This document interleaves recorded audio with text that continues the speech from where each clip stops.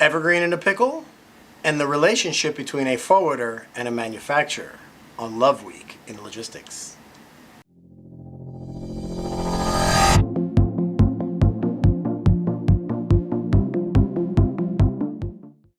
Hey guys, happy Wednesday, April 7th, and here are the top stories. Quick update on the rates out of Asia into the United States. They still remain the same to both coast, east and west. They're about 5,100 to 5,300 in FEU. I did hear that rates are going to go up again. There's also still a shortage of equipment. So make sure if you're going to start booking your containers, try to book them out. I believe some steamship lines let you make the bookings 2 weeks out, some even longer. So check with your steamship lines. It's going to be very, very tight. So please, I am warning you guys, start preparing. Also, air freights are still skyrocket, a complete disaster. Out of Asia, the rates are literally still going up. And I saw a rate change from 1 minute to the other, and it was mind-blowing. Guys, space is very, very tight. I did get an email from a follower over in Asia at a forwarder that said that they're having big problems, very big problems, getting space on airlines because you have all the big companies that have the money to pay these express rates, and at the end of the day, we get bumped to another flight, and God knows when that is actually going to get to us. So just be prepared, guys. Be prepared. But that's it. Also, one more quick thing, trucking. I did get a question on trucking. Guys, there is a shortage of truckers. There is a shortage of drivers. There's not enough drivers because we treat them like complete garbage. And they're probably fed up and don't want to come back because that is one industry that really gets beat up really bad, and it hurts. I will do a special on the trucking side of the business because those guys are your real champions and your guys that really work hard. So much love to all you trucking companies out there and so much respect. Yeah, it's crazy, but rates are going up everywhere. So just be prepared. Start making your reservations early. Contact your forwarder so that you guys don't have any fallouts, because this is the time when forwarders and manufacturers relationships go down. Yep, they sure do, downhill. News, Evergreen. Evergreen comes back and makes a splash, I guess. So every vessel gets tracked based on its navigational pattern through GPS systems. So being that the Evergreen was stuck in the canal, I found it fascinating its route and what it designed, and it was amazing. It's just, I don't even have the words for this, but this is real. This is real, people. Like real. Check it out. I can't make this stuff up.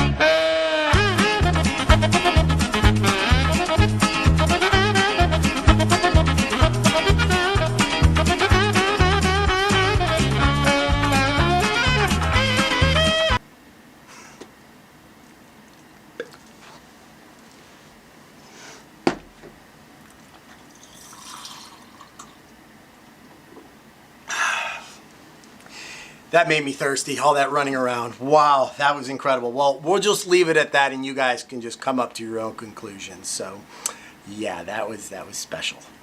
So the relationship between a forwarder and a manufacturer is a very interesting relationship.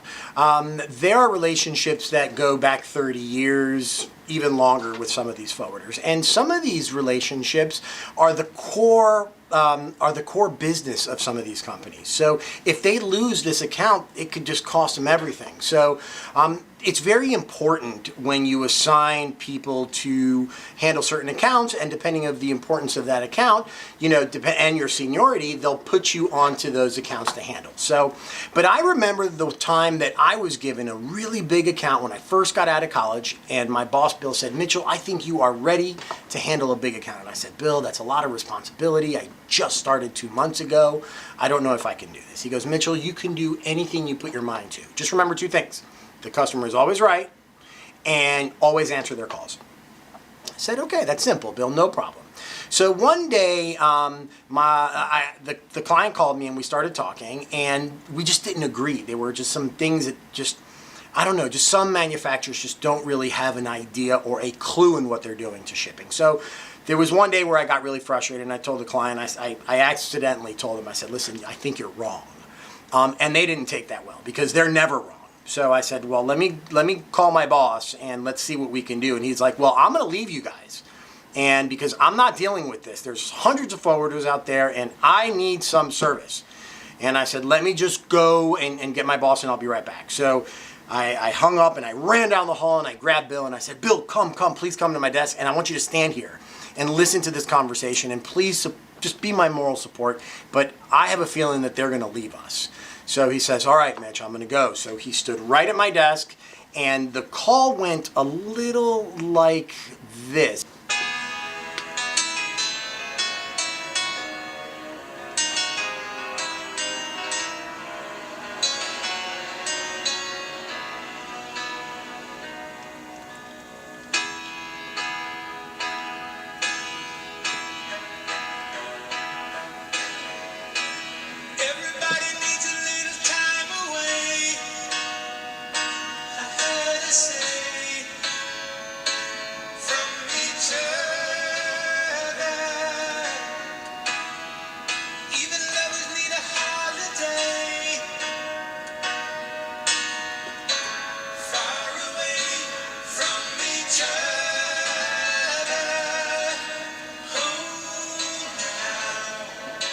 It's hard for me to say I'm sorry.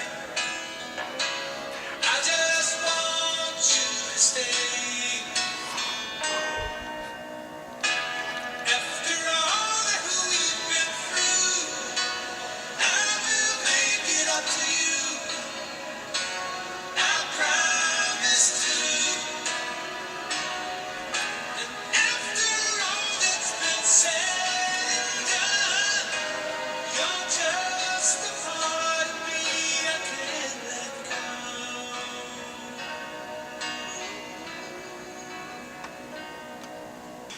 Well, thanks, guys. Happy Wednesday. I hope you enjoyed the show. I will be back on Friday. We'll still continue the theme of love in logistics for the week. I hope you enjoyed it. If you have any other questions on rate increases or best ways to routing your shipments, feel free to give me a call. I'm answering all the emails one by one. So thank you so much, and I hope you enjoyed, and be well.